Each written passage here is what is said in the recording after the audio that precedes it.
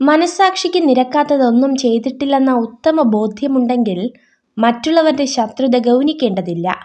എല്ലാവരെയും തൃപ്തിപ്പെടുത്തി ജീവിക്കാൻ ആർക്കും കഴിയില്ല. എന്തിനെയാണോ നമ്മൾ ഭയക്കുന്നത് അതിനെതിരെ തന്നെ നമ്മൾ പ്രവർത്തിച്ചു തുടങ്ങണം.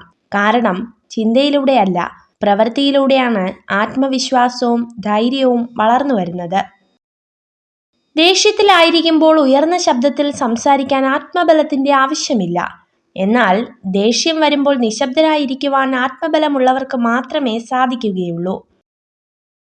ആത്മവിശ്വാസത്തോടെ ഓട്ടം ആരംഭിച്ചാൽ ലക്ഷ്യത്തിലെത്തുന്നതിന് മുന്നേ നിങ്ങൾ വിജയിച്ചു കഴിഞ്ഞു.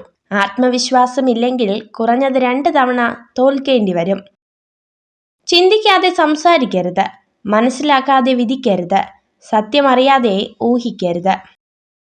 നമ്മുടെ ആശയങ്ങളിലും വിശ്വാസങ്ങളിലും അടിയുറച്ചു നിൽക്കുക.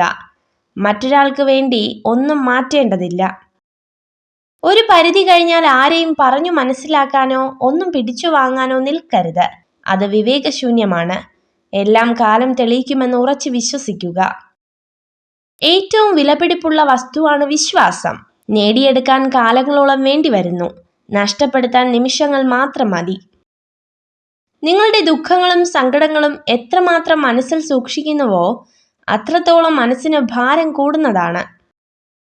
സത്യസന്ധത വളരെ ചിലവേറിയ സമ്മാനമാണ്. വില കുറഞ്ഞ ആളുകളിൽ നിന്നും അത് പ്രതീക്ഷിക്കരുത്. നിങ്ങൾക്ക് തെറ്റുപറ്റിയാൽ അത് സമ്മതിക്കുക. നിങ്ങൾ ചെയ്തത് ശരിയാണെങ്കിൽ അഭിപ്രായം പറയാതിരിക്കുക.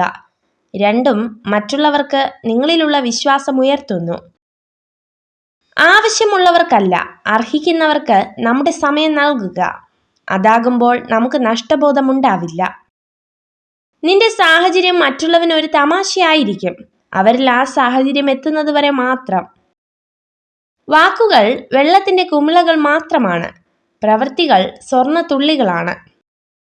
കുരയ്ക്കുന്ന ഓരോ നായയെയും കല്ലെറിയാൻ നിൽക്കുകയാണെങ്കിൽ നിങ്ങൾ ഒരിക്കലും നിങ്ങളുടെ ലക്ഷ്യസ്ഥാനത്ത് എത്തുകയില്ല. ഏറ്റവും തിളങ്ങുന്ന വെള്ളത്തിനു പോലും നിഴലുണ്ടായിരിക്കുന്നതാണ്. നിങ്ങൾക്ക് അഭിനന്ദനം ലഭിക്കുന്നിടത്തേക്ക് പോവുക. അവിടെ നിങ്ങളുടെ ആത്മവിശ്വാസം, ആരോഗ്യം, ജീവിതം എന്നിവ മികച്ചതായിരിക്കും. സ്നേഹത്തിന്റെ നിയമങ്ങൾ കൊച്ചു കുഞ്ഞുങ്ങളിലൂടെ നന്നായി മനസ്സിലാക്കുവാനും പഠിക്കാനും കഴിയും. കാരണം അവരും അവരുടെ സ്നേഹവും നിഷ്കളങ്കമാണ്.